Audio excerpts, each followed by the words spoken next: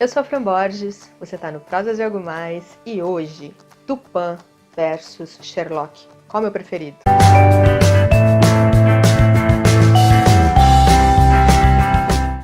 Oi pessoal, e aí, tudo bem com vocês? Espero que sim. Então, né, tá aí o vídeo que eu prometi, acho que eu falei lá no Leituras do Mês, eu vou deixar aí se vocês não viram ainda. Tava pensando em fazer aí um vídeo, né, sobre Sherlock, junto com o senhor Auguste Dupin, né, do Poe. Eu terminei de ler este mês, né, na verdade, todos os contos do Dupin, e eu tô fazendo o projeto, né, de ler Sherlock cronologicamente. Então eu vou falar um pouco dos dois aí, um pouco dos escritores, qual que é o meu detetive favorito.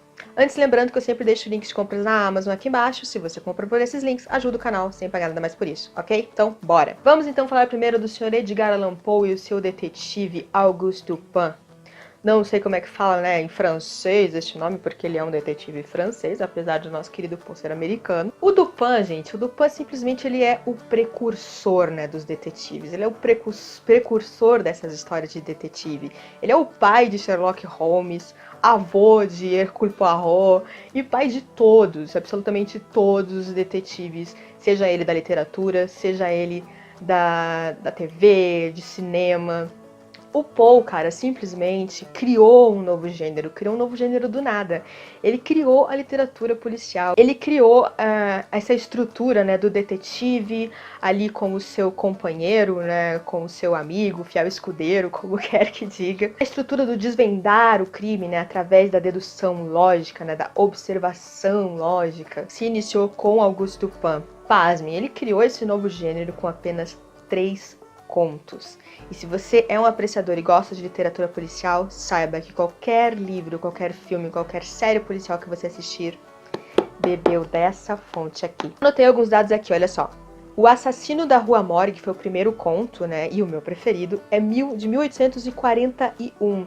E é um conto sensacional, eu já li 3 vezes e eu sempre me surpreendo com o final dele, com as deduções do Dupin.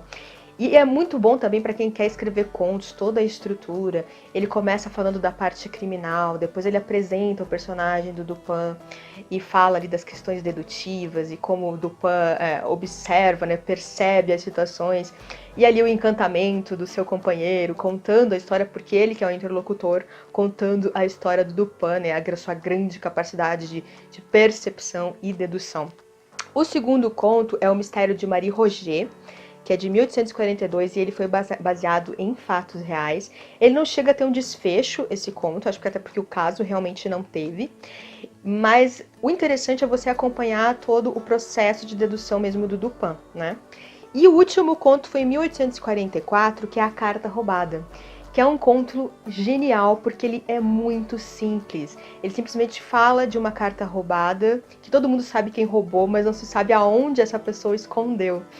E o próprio Dupin diz aqui que às vezes a simplicidade ela é tão óbvia que mata o caso, né? Porque é tão óbvio que você não enxerga. O Dupin, ele não era reconhecido nesses contos como detetive, não estava escrito ele propriamente dito, ele é um detetive. Ele era mais um, sei lá, um apaixonado, um cara que tinha muito poder de lógica e dedução, mas ele não tinha um objetivo específico. O primeiro caso, que é o do assassinato da Rua Morgue, ele só vai ali porque ele conhece a pessoa que foi, digamos assim, acusada injustamente e ele quer ajudar essa pessoa. O único que ele tenta uma recompensa, que é o último, que é o da carta roubada. O que dizer, né, de Edgar Allan Poe?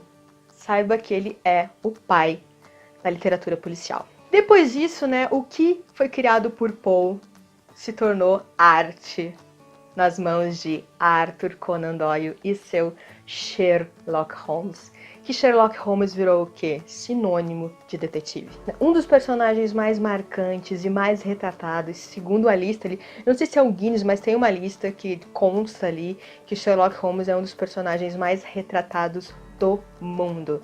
E ele é um personagem tão complexo, tão bem desenvolvido, tão bem criado, que a maioria das pessoas na época acreditava que ele realmente existia. Muitas pessoas hoje acham que esse personagem é baseado numa pessoa real. Na verdade, ele é baseado numa pessoa real, porque teve muito de um professor do Arthur Conan Doyle da Faculdade de Medicina, as maneiras, né, do Sherlock. E ele, claro, se baseia muito, se você lê Dupin, se você lê o Sherlock, você vai ver que tem muito da fonte, né, do Dupin do Edgar Allan Poe no Sherlock Holmes, né? A capacidade de lógica dedutiva, né? De observação, até o seu modo meio excêntrico. Claro que Sherlock ele é o suprassumo da excentricidade. Ele é um cara excêntrico, irracível. É um cara também que sempre parte pra ação. Ele é boxeador, ele é atirador, ele também toca violino, tem os seus vícios, né? Ele é viciado ali em heroína, ele não suporta o tédio, né? O cérebro dele tem que estar sempre trabalhando, ele não suporta o tédio. Mas ele tem o seu lado humano muito revelado também pelo Watson. Tem as fragilidades, né? As vulnerabilidades como o vício, a música que o afeta tanto, né? Do violino, mas o lado humano mesmo a gente vê através dos amigos, do Watson, do Lestrade, algumas vezes também do irmão dele, né, o Mycroft, mas muito mais com o Watson, porque você vê realmente essa relação entre os dois, como ela se constrói, como eles se importam um com o outro, e por mais estranho que o Sherlock possa parecer, às vezes até inumano, mas ele mostra, assim, o seu lado humano. E é essa realidade tão grande que se dá a esse personagem, e não só a ele, como também ao Watson, que faz esse amor, né, e essa loucura por esse personagem, e que as pessoas realmente creiam que ele é real. 21 Baker Street recebia cartas naquela época, ela não existia, né? Hoje ela existe como um museu em Londres, um museu super visitado, que é um museu como se fosse realmente a casa de Sherlock Holmes, que eu tenho um sonho incrível de ir em algum momento da vida. Tô aqui, né, com o Estudo Vermelho. Esse foi o primeiro romance, né, do Sherlock Holmes. É aqui em 1887, que é um Estudo Vermelho. Inclusive aqui ele menciona o Dupin, com uma certa arrogância, né, particular do Sherlock, mas eu entendo como uma homenagem aqui do Arthur Conan Doyle. O Vermelho foi o primeiro. Temos então O Signo dos Quatro, que foi o segundo romance. O terceiro romance, que é O Cão dos Baskerville. E o único que eu não li ainda é O Vale do Medo, que tá faltando aí no meu projeto de ler cronologicamente. E junto com os romances tem 56 contos. Temos aqui As Aventuras de Sherlock Holmes, As Memórias de Sherlock Holmes, o último que eu li, A Volta de Sherlock Holmes, o próximo que tá na minha lista, que é O Último Adeus de Sherlock Holmes, e o final, que é Histórias de Sherlock Holmes. Esse último livro que eu li, A Volta de Sherlock Holmes, conta com um dos contos mais famosos do cânone, que é A Casa Vazia, que seria o retorno de Sherlock Holmes. Essa história é muito famosa, vocês devem conhecer, que o Arthur Conan Doyle estava escrevendo, ele estava cansado de escrever, ele achava que escrever sobre Sherlock limitava muitas outras coisas que ele queria escrever, então ele resolve escrever lá o problema final e matar o seu personagem, Sherlock Holmes. E o povo ficou no alvoroço, gente. Ficaram revoltados, mandavam cartas e cartas pra ele, que isso não era possível, como é que pode ser? Mas ele resistiu por 8 anos, até que ele não resiste mais e volta a escrever. Ele escreve primeiro O Cão dos Baskerville, que seria uma história que se passava antes, né, do conto O Problema Final, onde ele morre. E por fim ele se rende e escreve A Casa Vazia, que é o retorno de Sherlock Holmes, que tá aqui, né, nesse conto. E é um dos contos mais famosos por ter se ressuscitado, né, este personagem. Aqui ele volta num caso já muito interessante, reencontra o Watson, que estava arrasado, né, pensando que ele tinha morrido. E aí se explica tudo aqui do sumiço dele. Então é um conto realmente marcante no cânone. Curiosidade, né, de filmes e de séries, é a tal frase, né, elementar, meu caro Watson. Ela não existe no cânone, ela não existe em nenhum romance, ela não existe em nenhum conto. Ela foi criada, né, nos filmes e nas adaptações. Outra coisa muito interessante é que às vezes eles fazem o Watson de uma maneira muito estranha. Eles fazem o Watson como um cara bobão, bobalhão. Em algumas adaptações eles fizeram o Watson dessa maneira. E o Watson não, o Watson é um cara de ação, é um cara que acabou de chegar da guerra quando ele se conhece, ele é um médico. Teve na guerra, ele teve alguns traumas nessa guerra, ele tá um pouco quebrado, ele é um excelente atirador, é um cara muito inteligente. O Sherlock realmente valoriza, né, as opiniões dele. Então o Watson nunca foi um cara bobalhão. Claro que a gente compartilha da admiração, né, que o Watson tem pela grande capacidade, né, do Sherlock. Uma das frases que é sempre muito dita nas adaptações e que também é dita nos livros que o Sherlock sempre fala, né? Você vê, mas você não observa, você não percebe, né?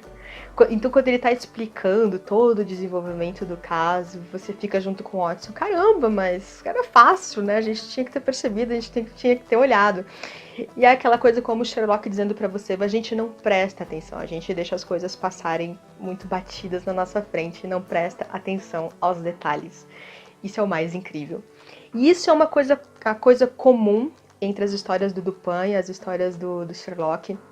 que não importa o caso, se é um grande assassinato, se é um grande roubo, se é simplesmente o sumiço de uma carta, o sumiço de uma pessoa, ou um sumiço de uma prova, uma coisa às vezes muito simples, que às vezes o resultado é até óbvio, mas o mais interessante de tudo é acompanhar o trajeto, né, o método desses personagens, que é incrível e te deixa simplesmente fascinada, e que são os precursores.